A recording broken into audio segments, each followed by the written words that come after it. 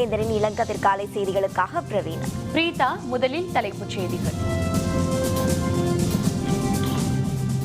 அணுசக்தி விநியோக கூட்டமைப்பில் இந்தியா இடம்பெற ஆதரவு. அதிபர் ஒபாமாவுக்கு பிரதமர் மோடி நன்றி.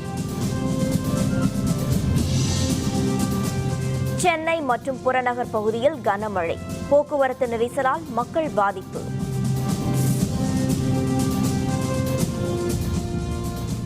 கோயம்பேடு பேருந்து நிலையத்தில் பயணிகள் தவிப்பு, வெளியூர் பேருந்துகள் இயங்காததை கண்டித்து சாலை மறியல்.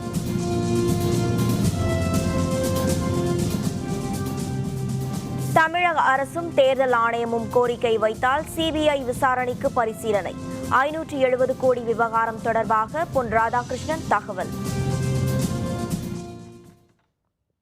அணுசக்தி விநியோக நாடுகள் கூட்டமைப்பில் இந்தியா உறுப்பினராக அமெரிக்க அதிபர் ஒபாமா ஆதரவு தெரிவித்ததற்கு பிரதமர் மோடி நன்றி கூறியுள்ளார். ஆப்கான், கத்தார், சுவிட்சர்லாந்து நாடுகளை தொடர்ந்து அமெரிக்காவில் பிரதமர் மோடி 3 நாள் பயணம் மேற்கொண்டுள்ளார்.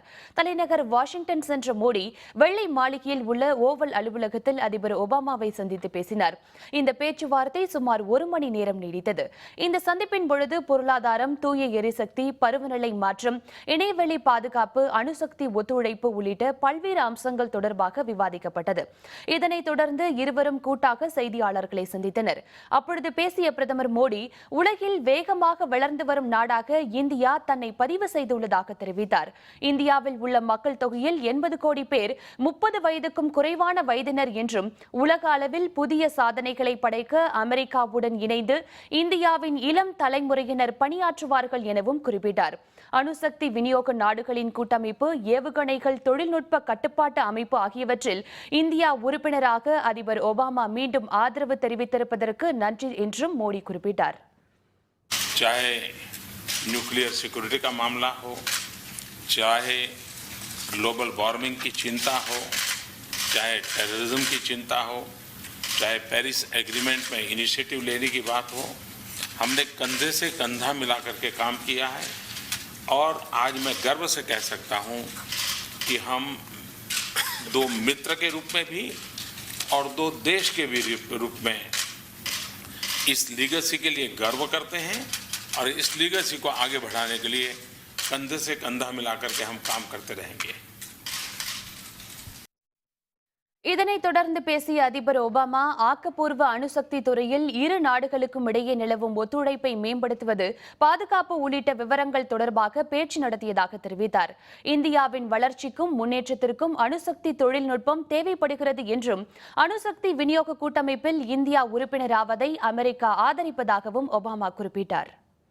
We discussed, in addition, the progress that we've made around civil nuclear energy, and I indicated our support for India becoming part of the Nuclear Suppliers Group, the abilities for technologies that are critical to India's development and prosperity being available, and we also discussed in that same context our important work together around the non-proliferation of nuclear materials and technologies that could end up falling into the wrong hands.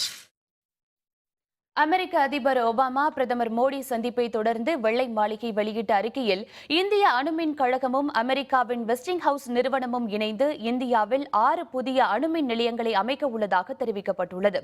இதற்கான பொறியியல் மற்றும் வடிவமைப்பு பணிகளை உடனடியாக தொடங்க இரு நிறுவனங்களும் ஒப்புக்கொண்டுள்ளதாகவும் குறிப்பிட்டுள்ளது. இதனைத் தொடர்ந்து வாஷிங்டனில் நடைபெற்ற அமெரிக்க இந்திய வர்த்தக கவுன்சிலின் மாநாட்டில் பிரதமர் மோடி பங்கேற்று உரையாற்றினார். அப்பொழுது பேசிய அவர், உலகம் வளர்ச்சி பாதைக்கு செல்ல ஆக்கப்பூர்வமான திட்டங்கள் தேவை என குறிப்பிட்டார். இதற்கு ஒத்துழைப்பு அளிக்க இந்தியா தயாராக இருக்கிறது என்றும், உள்நாட்டு மற்றும் வெளிநாட்டு முதலீட்டாளர்களை இந்தியா ஊக்குவித்து வருவதாகவும் மோடி தெரிவித்தார். இதனைத் தொடர்ந்து அமெரிக்க நிறுவனங்களில் தலைமை செயல் அலுவலர்கள், முதலீட்டாளர்கள் மாநாட்டில் பிரதமர் மோடி பங்கேற்று உரையாற்றினார். பின்னர் அமெரிக்க நாடாளுமன்ற இரு அவைகளின் கூட்டுக் கூட்டத்திலும் மோடி உரையாற்றுகிறார். சென்னை மற்றும் அதன் புறநகர் பகுதிகளில் இடியுடன் கூடிய கனமழை பெய்ததால் கடும் போக்குவரத்து நெரிசல் ஏற்பட்டது. சென்னையில் மாலை அல்லது இரவு நேரங்களில் இடியுடன் கூடிய மழைக்கு வாய்ப்புள்ளதாக சென்னை வானிலை ஆய்வு மையம் தெரிவித்திருந்தது. இதனிடையே நேற்றிரவு 8 மணியளவில் தியாகராய நகர், கோடம்பாக்கம், நுங்கம்பாக்கம், ஈக்காட்டுத்தாங்கல், தேனாம்பேட்டை, வள்ளுவர் கோட்டம் உள்ளிட்ட இடங்களில் இடியுடன் கூடிய மழை பெய்தது. இதேபோல் அண்ணாநகர், திருமங்கலம், கொரட்டூர் உள்ளிட்ட இடங்களில் 1 மணி நேரத்திற்கும் அதிகமாக மழை பெய்தது. இதனால் சாலைகளில் தண்ணீர் தேங்கியதால் கோயம்பேடு முதல் வடபழனி வரை கடும் போக்குவரத்து நெரிசல் ஏற்பட்டது.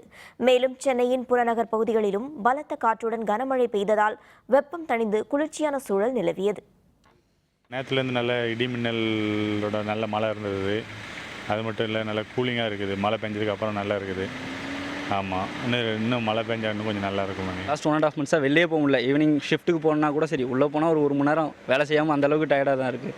பட் இந்த மழை பெஞ்சிருக்கிறது ஓரளவுக்கு எல்லாருக்குமே ஒரு ஹெல்ப்பு தான் இது. ஆக்சுவலாக ஹீட் ரொம்ப குறைஞ்சிருக்கு என்னை பொறுத்த வரைக்கும். பகல் இப்போ ஒரு 2-3 நாளாக மந்தமாகவே இருக்கிறதால ரொட்டேஷன் நார்மல் லைஃப் இதுவாக இருக்குது, ரொம்ப வெயில் இல்லாமல். பட் இதே கிளைமேட் இருந்தால் கொஞ்சம் நல்லாயிருக்கும். சென்னை கோயம்பேடு பேருந்து நிலையத்திலிருந்து வெளியூர் செல்வதற்கு போதிய பேருந்து இயக்கப்படாததால் பயணிகள் வாக்குவாதத்தில் ஈடுபட்டனர். இன்று முகூர்த்த நாள் என்பதால் சென்னையிலிருந்து பலர் தங்களது சொந்த ஊர்களுக்கு செல்வதற்காக நேற்று மாலை முதல் கோயம்பேடு பேருந்து நிலையத்திற்கு வந்து கொண்டிருந்தனர். அதிக அளவில் பேருந்து இயக்கப்படாததால் பேருந்து நிலையத்தில் கூட்டம் அலைமோதியது. திருச்சி, கிருஷ்ணகிரி, திருப்பூர், மதுரை உள்ளிட்ட பல பகுதிகளுக்கு நீண்ட நேரமாக பேருந்து இயக்கப்படாததால் பயணிகள் போராட்டத்தில் ஈடுபட்டனர். அவர்களுடன் காவல்துறையினர் பேச்சுவார்த்தை நடத்தினர். எனினும் மக்கள் கலைந்து செல்லாததால் காவல்துறையினருக்கும் மக்களுக்கும் இடையே வாக்குவாதம் ஏற்பட்டது. சுமார் 3 மணி நேரத்திற்கு பிறகு நிலைமை சீரடைந்தது. எல்லாம் முகூர்த்த நாள், எல்லாமே வெளியூர் போகிறவங்க. திருச்சி கூட பஸ் இருக்க மாட்டாங்க. திருச்சி, மதுரை இதோட மெயின் ஏரியா. இங்கேயே பஸ் வரலன்னா மற்றபடி சேலம், கள்ளக்குறிச்சிக்கெலாம் எப்படி விடுவாங்கன்னு தெரியல. 4 மணி நேரமாக யாருமே இல்லை. டைம் கீப்பர் கூட உள்ளே போய் பார்த்தா யாருமே இல்லை. ஒரு 4 பஸ்ஸை மட்டும் மறித்து பேசிகிட்டு இருந்தாங்க. நீங்கள் கொஞ்சம் கூட்டத்தை கழிச்சிங்கன்னா போதும், பஸ்ஸை விட்டுருங்கன்னு சொன்னாங்க. 4 பஸ்ஸு போணுச்சு ஒழிஞ்சு ஒரு பஸ் கூட உள்ளே வந்த மாதிரி தெரியல. நான் 6 மணிக்கு வந்தோம் சார், மழையில் நனைஞ்சுன்னு. எங்கள் மாமா கல்யாணத்துக்கு ஊருக்கு போகலான்னு சார். 6 மணிலேருந்து நிற்கிறேன், இங்கே ஒரு பஸ்ஸு கூட வரல சார். எல்லா பஸ்ஸில் ஏறினாலும் ஃபுல்லாக இருக்குது, இறங்க கீழேன்றாங்க சார். ஒரு பஸ்ஸில் ஏறி வைக்காத சார், கீழே இறங்குன்னு சொல்கிறாங்க சார். 570 கோடி ரூபாய் பிடிபட்ட விவகாரத்தில் தமிழக அரசும் தேர்தல் ஆணையமும் கோரிக்கை வைத்தால் சிபிஐ விசாரணை பற்றி மத்திய அரசு பரிசீலிக்கும் என மத்திய இணையமைச்சர் பொன் ராதாகிருஷ்ணன் தெரிவித்துள்ளார். சென்னை விமான நிலையத்தில் செய்தியாளர்களுடன் பேசிய அவர், திமுக, காங்கிரஸ் கட்சிகள் எத்தனை முறை கூட்டணி வைத்தாலும் அழிவை நோக்கியே செல்லும் என கூறினார். தமிழக மீனவர்கள் விவகாரம் தொடர்பாக இருநாட்டு மீனவர்கள், மத்திய, மாநில அரசுகள் மற்றும் இலங்கை அரசு ஆகியவை இணைந்து பேச்சு நடத்த வேண்டும் என்றும் கேட்டுக்கொண்டார். இந்த பிரச்சினைக்கு நிரந்தர தீர்வு காண கால அவகாசம் தேவைப்படும் என்றும் பொன் ராதாகிருஷ்ணன் குறிப்பிட்டார். ஒன்றை தெளிவாக சொல்கின்றேன், கலைஞர் அவர்கள் அன்னைக்கு சொன்னது 100க்கு 100 சரியான ஒன்று. இந்த கூடா நட்பு இந்த தேர்தலில் மட்டுமல்ல, இனி வரக்கூடிய தேர்தலில் மட்டுமல்ல, எத்தனை காலத்திற்கு காங்கிரஸோடு அவர்கள் இருக்கின்றார்களோ அத்தனை காலத்திற்கும் திராவிட முன்னேற்ற கழகத்திற்கு அழிவை தவிர வேறு எதுவும் கிடையாது. அதிமுகவின் புதிய நிர்வாகிகளை நியமித்து அதற்கான பட்டியலை தமிழக முதல்வரும் அதிமுக பொதுச் செயலருமான ஜெயலலிதா வெளியிட்டுள்ளார். இதன்படி அதிமுக அவைத் தலைவராக மதுசூதனன், பொருளாளராக ஓ பன்னீர்செல்வம், கொள்கை பரப்பு செயலராக தம்பிதுரை ஆகியோர் நியமிக்கப்பட்டிருப்பதாக குறிப்பிடப்பட்டுள்ளது. அமைப்பு செயலர்களாக வைத்திலிங்கம், விசாலாட்சி, நெடுஞ்செழியன் ஆகியோரும், அதிமுகவின் தலைமை செயலராக எடப்பாடி பழனிசாமியும், அனைத்துலக எம்ஜிஆர் மன்ற செயலாளராக தமிழ்மகன் ஹுசேனும் நியமனம் செய்யப்பட்டுள்ளனர். சிறுபான்மை நலப்பிரிவு தலைவராக ஜஸ்டின் செல்வராஜ், ஜெயலலிதா பேரவை செயலராக அமைச்சர் உதயகுமார், தேர்தல் பிரிவு செயலராக பொள்ளாச்சி ஜெயராமன் ஆகியோர் நியமிக்கப்பட்டுள்ளனர். அதிமுகவின் சார்பில் எம்ஜிஆர் அறக்கட்டளை மூலமாக 10 லட்சம் ரூபாய் வழங்கப்படும் என அறிவித்துள்ள தமிழக முதல்வர் ஜெயலலிதாவுக்கு இசையமைப்பாளர் கோவர்த்தனின் மனைவி இந்திராபாய் நன்றி தெரிவித்துள்ளார். இசையமைப்பாளர்கள் MS விஸ்வநாதன், இளையராஜா ஆகியோரிடம் பல்லாண்டு காலமாக உதவியாளராகவும் இசை நடத்துனராகவும் பணிபுரிந்தவர் கோவர்த்தன். இளையராஜாவின் முதல் படமான அன்னக்கிளிக்கு வாத்தியக்குழு நடத்துனராக பணியாற்றிய இவர் கைராசி, பட்டணத்தில் பூதம், வரப்பிரசாதம் போன்ற படங்களுக்கு இசையும் அமைத்திருக்கிறார். வறுமையில் வாடிக்கொண்டிருக்கும் கோவர்த்தனின் நிலை பற்றிய சிறப்பு செய்தி வேந்தர் டிவியில் அண்மையில் ஒளிபரப்பானது. அதிமுகவின் சார்பில் எம்ஜிஆர் அறக்கட்டளை மூலமாக இசையமைப்பாளர் கோவர்த்தனுக்கு 10 லட்சம் ரூபாய் வழங்கப்படும் என்று தமிழக முதல்வர் ஜெயலலிதா அறிவித்துள்ளார். மேலும் கத்தோலிக் கருவி மற்றும் காது கேட்பு திறனுக்கான மருத்துவ சிகிச்சை போன்றவை அளிக்கப்படும் எனவும் முதல்வர் ஜெயலலிதா அறிவித்துள்ளார். முதல்வர் ஜெயலலிதாவின் அறிவிப்புக்கு இசையமைப்பாளர் கோவர்த்தனின் மனைவி இந்திராபாய் நன்றி தெரிவித்துள்ளார்.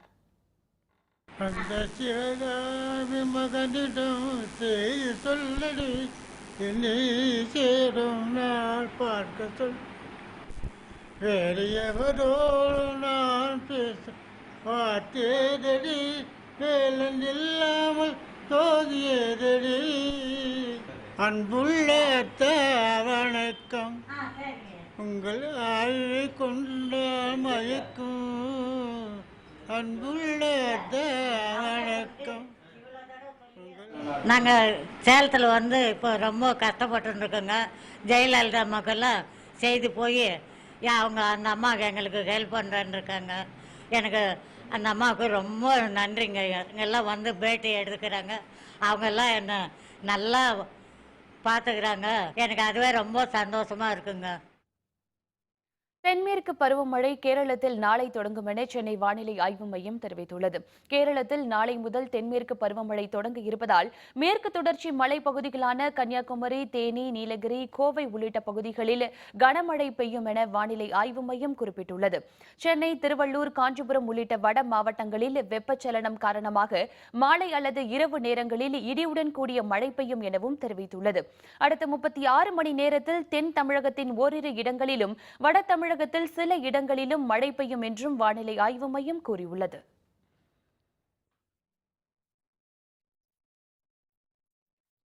புதுச்சேரி தற்காலிக பேரவைத் தலைவர் சிவக்கொழுந்து ஆளுநர் மாளிகையில் இன்று பதவியேற்கிறார். விவரம் விளம்பர இடைவேளைக்கு பிறகு.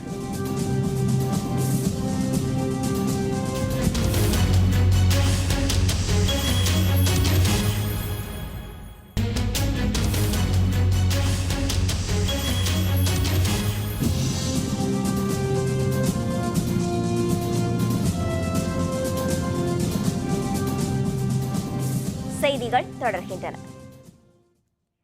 தேசிய ஜனநாயக கூட்டணி ஊழலற்ற வெளிப்படைத்தன்மையான ஆட்சியை வழங்கி வருவதாக மத்திய வனம் மற்றும் சுற்றுச்சூழல் துறை அமைச்சர் பிரகாஷ் ஜவடேகர் தெரிவித்துள்ளார். கோயம்புத்தூரில் உள்ள இந்திய தொழில் வர்த்தக சபையில் மத்திய அமைச்சர் பிரகாஷ் ஜவடேகர், பாரதிய ஜனதா கட்சியின் தேசிய பொதுச் செயலர் முரளிதர் ராவ் ஆகியோர் தொழில்துறையினருடன் கலந்துரையாடினர். கோவை நகரத்தின் போக்குவரத்து நெரிசலை குறைக்க மெட்ரோ ரயில் திட்டம், திண்டுக்கல் சத்தியமங்கலம் 4 வழிச்சாலை உள்ளிட்ட பல்வேறு கோரிக்கைகள் அப்போது முன்வைக்கப்பட்டன.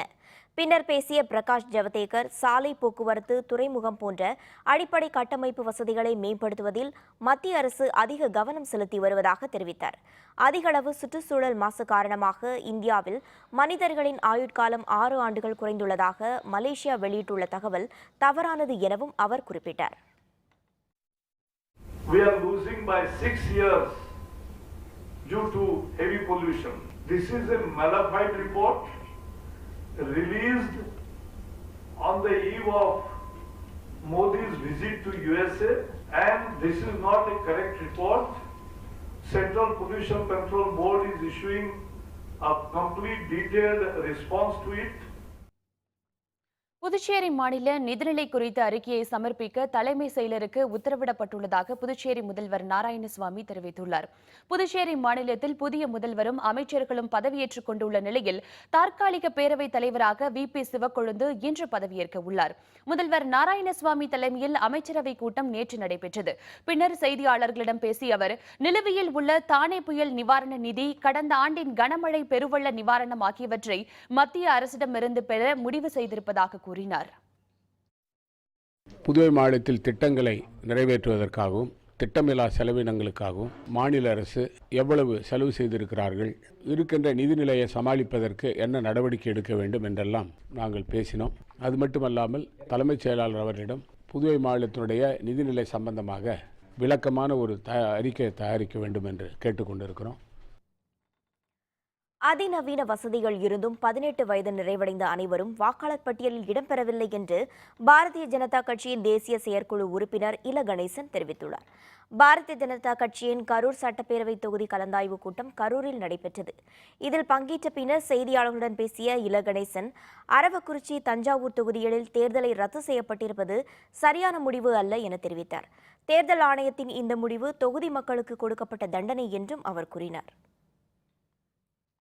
இத்தனை ஆண்டுகள் ஆன பிறகும் இவ்வளவு வசதி இருந்தும் கூட நம்மால் இன்னமும் முழுமையாக எல்லா 18 வயதுக்கு மேற்பட்ட அத்தனை பேரையும் முறையாக வாக்காளர் பட்டியலில் சேர்க்க இயலவில்லை. இனி வருங்காலத்திலாவது தேர்தல் இன்னும் சிறப்பாக நடைபெறுவதற்கு என்ன செய்ய வேண்டும் என்று குறித்து தேர்தல் ஆணையமே அதற்கான முயற்சியை செய்ய வேண்டும். புதுச்சேரியின் தற்காலிக பேரவைத் தலைவராக தேர்வு செய்யப்பட்டுள்ள லாஸ்பேட்டை காங்கிரஸ் எம்எல்ஏ வி.பி. சிவக்கொழுந்து இன்று பதவியேற்றுக் கொள்கிறார்.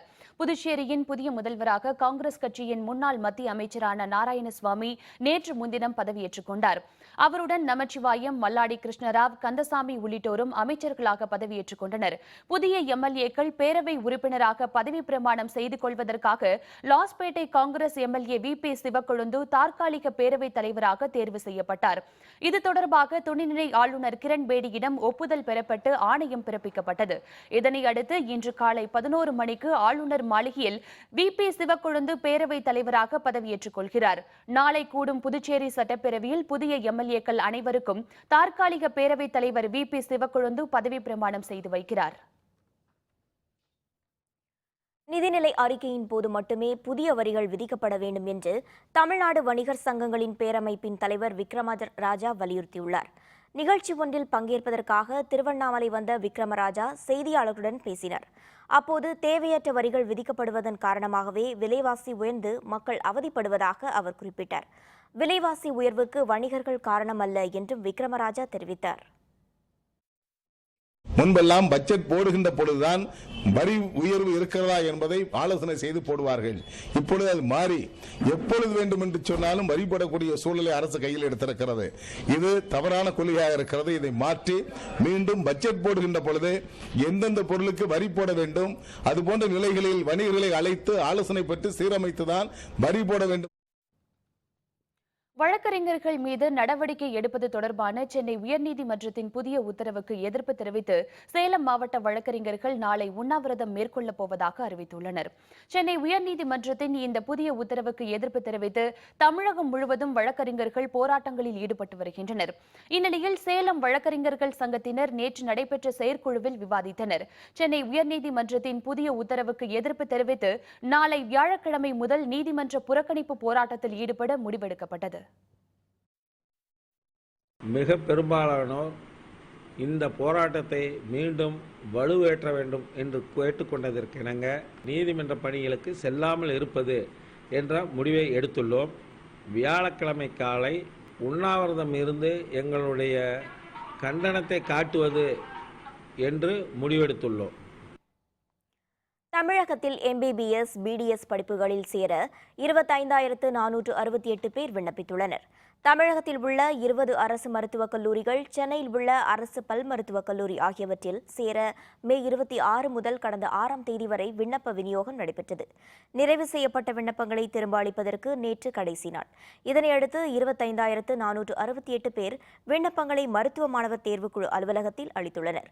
தேர்வுக்குழு அலுவலகத்தில் விண்ணப்பங்கள் பரிசீலிக்கப்பட்டு கட் ஆஃப் மதிப்பெண் அடிப்படையில் தரவரிசை பட்டியல் வரும் 17ஆம் தேதி வெளியிடப்படுகிறது. இதனையடுத்து முதல் கட்ட கலந்தாய்வு வரும் 20ஆம் தேதியிலிருந்து தொடங்குகிறது. மருத்துவ படிப்பில் சேர விண்ணப்பித்தோரின் எண்ணிக்கை கடந்த ஆண்டை காட்டிலும் 5,000 பேர் அளவுக்கு குறைந்துள்ளது. கட் ஆஃப் மதிப்பெண்ணில் போட்டி ஏற்பட்டுள்ளதே இதற்கு காரணம் என மருத்துவ கல்வி அலுவலர்கள் தெரிவித்துள்ளனர். திருவள்ளூர் மாவட்டம் பொன்னேரி காவல் நிலையத்தில் ஒடிசா மாநிலத்தை சேர்ந்த தொழிலாளர்கள் பாதுகாப்பு கோரி தஞ்சம் புகுந்துள்ளனர். திருவள்ளூர் மாவட்டம் பொன்னேரி காவல் நிலையத்தில் 4 குடும்பங்களைச் சேர்ந்த 2 குழந்தைகள் உள்ளிட்ட 16 பேர் நேற்று மாலை பாதுகாப்பு கேட்டு தஞ்சம் புகுந்தனர். முதல் கட்ட விசாரணையில் அவர்கள் ஒடிசா மாநிலத்தை சேர்ந்தவர்கள் என்பதும் ஏரிப்பேட்டையில் செங்கல் சூளையில் வேலை செய்து வந்ததும் தெரியவந்தது. இதனையடுத்து அவர்களுக்கு உணவு, தங்குமிடம் ஏற்பாடு செய்த பொன்னேரி கோட்டாட்சியர் நாராயணன் அவர்களிடம் தனித்தனியே விசாரணை நடத்தப்படும் என்றார். தஞ்சம் கேட்டு வந்தவர்கள் கொத்தடிமைகளாக நடத்தப்பட்டிருந்தால் தெரியவந்தால் இதற்கு காரணமான செங்கல்சூளை உரிமையாளர் மீது கடும் நடவடிக்கை எடுக்கப்படும் என்றும் அவர் கூறினார்.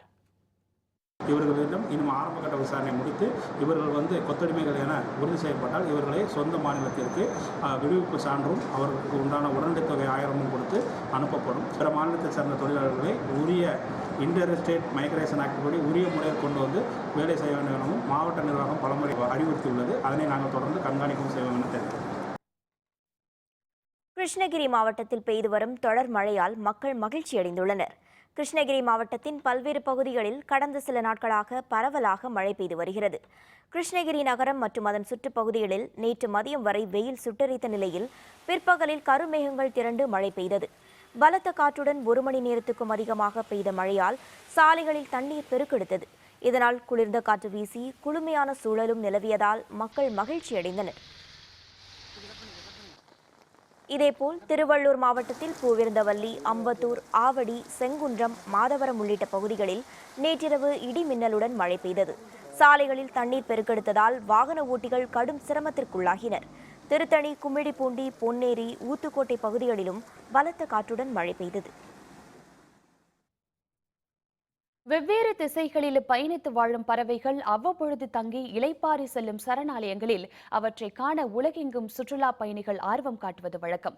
ஆனால் ஆர்வமுடைய சுற்றுலா பயணிகள் வந்து செல்ல போதிய சாலைகள் இன்றி கிடைக்கிறது தமிழகத்தின் சரணாலயம் ஒன்று. இது பற்றி இன்றைய வேந்தர் சிறப்பு செய்திகளில். திருநெல்வேலி மாவட்டம் நாங்குநேரி அடுத்த கூந்தங்குளம் சரணாலயத்தில் ஆண்டுதோறும் ஆயிரக்கணக்கான பறவைகள் வந்து தங்கி குஞ்சு பொரிப்பது வழக்கம். 129 ஏக்கர் பரப்பளவில் அமைந்துள்ள இந்த சரணாலயத்தில் ஆஸ்திரேலியா, நெதர்லாந்து, ஜிம்பாப்வே உள்ளிட்ட நாடுகளிலிருந்து வரும் அரிய வகை பறவைகள் மட்டுமின்றி பட்டிதலை வாத்து, செங்கால் நாரை, கரண்டிவாயன், முக்குளிப்பான், தம்பிவாயன் உள்ளிட்டவை வருகை தருவதுண்டு.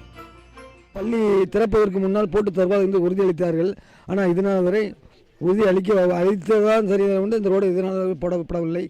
கண்டிப்பாக அந்த ரோடு போட வேண்டும். உலக புகழ்பெற்ற பறவைகள் சரணாலயத்துக்கு பெரிய சுற்றுலாத்தலமாக ஆக்குவதற்கு உலகத்தில் சிறந்த ஒரு பறவைகள் சரணாலயம் கூந்தங்குளம் எது என்றால் அது கூந்தங்குளம் தான். அதனால் எங்குமே பார்த்துடாத பறவைகள் காண்பது இங்கே தான். அதனால தான் மக்கள் உருவாக்கப்பட்ட சரணாலயம் நிர்மிக்கப்பட்டது. இந்த ரோடு முக்கியமாக செய்து கொடுக்கப்பட வேண்டும் என்று இந்த கிராம மக்கள் சார்பாக என்னுடைய சார்பாக கேட்டுக்கொள்கிறேன். கோடைக்காலம் என்பதால் இவற்றை காண சுற்றுலா பயணிகளின் வருகை அதிகரித்து காணப்படுகிறது. எனினும் அவர்களுக்கு அடிப்படை வசதிகள் ஏதும் இந்த சரணாலயத்தில் இல்லை என்ற புகார் எழுந்துள்ளது. சாலைகள் அனைத்தும் சேதமடைந்துள்ளதால் பெரும் சிரமத்திற்கு பிறகே சரணாலயத்தை அடைவதாக சொல்கிறார்கள் சுற்றுலா பயணிகள். 10 people வந்திருக்கோம்.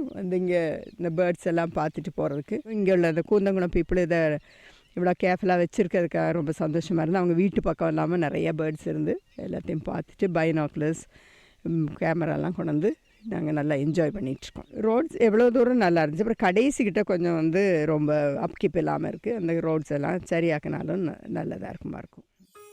திருநெல்வேலி மாவட்டம் மட்டுமின்றி தூத்துக்குடி, கன்னியாகுமரி மற்றும் கேரளம் போன்ற அண்டை மாநிலங்களிலுமிருந்து சுற்றுலா பயணிகள் வருவதால் சரணாலயத்தை மேம்படுத்த வேண்டும் என்ற கோரிக்கை எழுந்துள்ளது. பறவைகள் சரணாலயத்தை சுற்றியுள்ள குளக்கரைகளில் குவிந்து கிடக்கும் குப்பைகளை அகற்றவும் கோருகின்றனர் சுற்றுலா பயணிகள். இங்கே பேர்ட்ஸ் ஃபாரின்லாம் நிறைய பேர்ட்ஸ்லாம் வந்திருக்கு அப்படின்னு சொன்னாங்க. ஸோ அதனால் அதை பார்க்குறதுக்குன்னு வந்தோம். வர வழியில் ரோடு ரொம்ப மோசமாக இருந்துச்சு.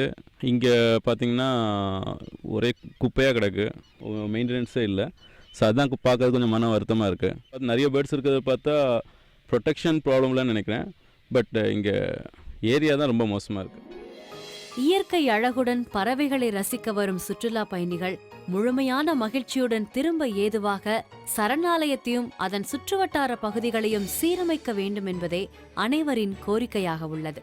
வேந்தர் செய்திகளுக்காக திருநெல்வேலியிலிருந்து வே. முத்துராமன். அதிபருக்கு எதிராக தீவிரமடையும் போராட்டம், காவல்துறையினர் கண்ணீர் புகை வீச்சு. விவரம் விளம்பர இடைவேளைக்கு பிறகு.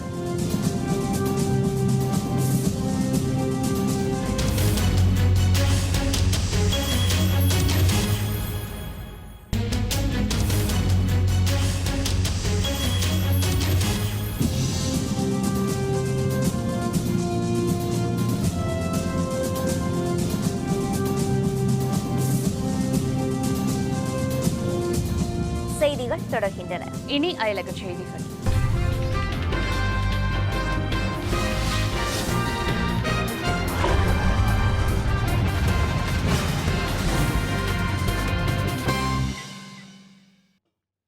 வெனிசுவேலா நாட்டில் அதிபருக்கு எதிராக நடத்தப்பட்ட பிரம்மாண்ட பேரணியில் போராட்டக்காரர்களுக்கும் காவல்துறையினருக்கும் இடையே மோதல் வெடித்ததால் பதற்றம் நிலவியது.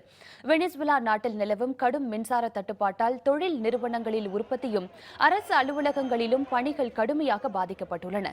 பன்னாட்டு சந்தையில் வெனிசுவேலா நாட்டு பணத்தின் மதிப்பும் சரிந்துள்ளதால் பொருளாதார பெரும் மந்தமும் நிலவுகிறது. இதனால் அதிருப்தி அடைந்துள்ள மக்கள் அதிபர் நிக்கோலஸ் மண்டூராவுக்கு எதிராக தொடர் போராட்டங்களில் ஈடுபட்டுள்ளனர். எதிர்க்கட்சிகளும் மக்களுடன் இணைந்து போராட்டங்கள் நடத்தி வருகின்றன. தலைநகர் கராகஸில் ஆயிரக்கணக்கானோர் கலந்து கொண்ட பிரம்மாண்ட பேரணி நடத்தப்பட்டது. பேரணியின் பொழுது காவல்துறையினருக்கும் போராட்டக்காரர்களுக்கும் இடையே மோதல் வெடித்தது. கூட்டத்தினர் மீது போலீசார் கண்ணீர் புகைக்குண்டுகள் வீசியதால் பதற்றம் ஏற்பட்டது. ஈராக்கில் ஐஎஸ் தீவிரவாதிகள் கட்டுப்பாட்டில் உள்ள ஃபலூஜாவை மீட்கும் நடவடிக்கையில் தொடர்ந்து முன்னேறி வருவதாக ஈராக் ராணுவம் தெரிவித்துள்ளது. ஈராக்கின் முக்கிய நகரங்களில் ஒன்றாக கருதப்படும் ஃபலூஜா தங்கள் கட்டுப்பாட்டில் வந்துவிட்டதாக ஐஎஸ் தீவிரவாதிகள் அறிவித்திருந்தனர். இதையடுத்து ஃபலூஜாவை மீட்க ஈராக் ராணுவம் தொடர்ந்து சண்டையிட்டு வருகிறது. நகருக்குள் செல்லும் தண்ணீர், உணவுக்கு ராணுவம் தடை ஏற்படுத்தியுள்ள நிலையில் ஐஎஸ் தீவிரவாதிகள் நகரை சுற்றி மக்களை கேடயமாக நிறுத்தி வைத்திருப்பதாக தகவல் வெளியாகின. இந்நிலையில் ஃபலூஜாவுக்கு அருகே உள்ள கர்மா, ஹபானியா நகரங்கள் ஏற்கனவே தங்கள் கட்டுப்பாட்டுக்குள் கொண்டு வந்திருப்பதாகவும் சக்லாவியா நகரின் மீது தொடர்ந்து தாக்குதல் நடத்தி வருவதாகவும் ராணுவ அலுவலர்கள் தெரிவித்துள்ளனர். கவனமான மற்றும் திட்டமிட்ட நடவடிக்கைகளால் ஃபலூஜாவை விரைவில் மீட்டு விடுவோம் என்றும் அவர்கள் நம்பிக்கை தெரிவித்துள்ளனர்.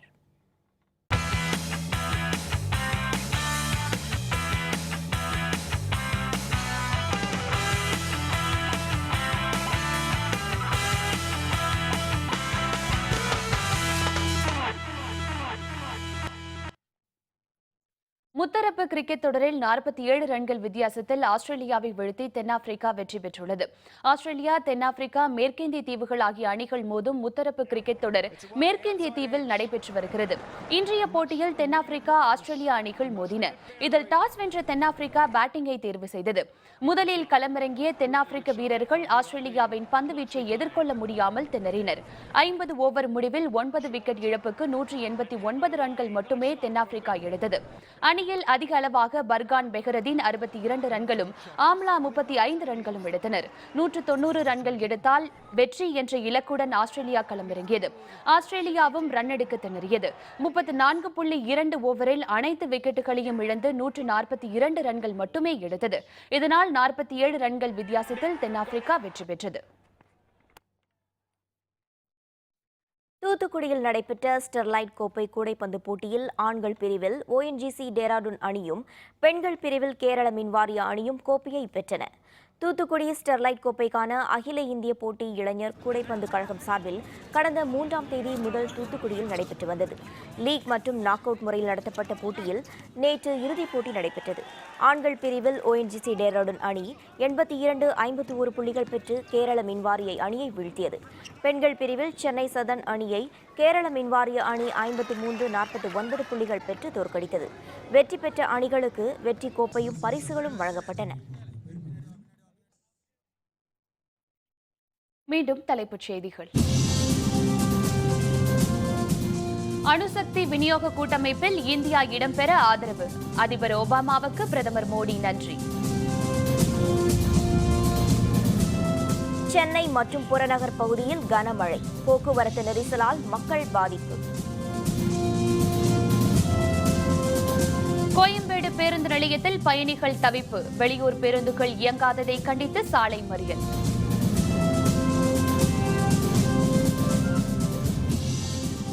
தமிழக அரசும் தேர்தல் ஆணையமும் கோரிக்கை வைத்தால் CBI விசாரணைக்கு பரிசீலனை. 570 கோடி விவகாரம் தொடர்பாக பொன் ராதாகிருஷ்ணன் தகவல்.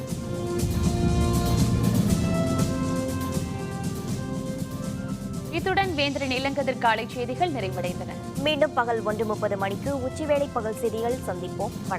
வணக்கம்.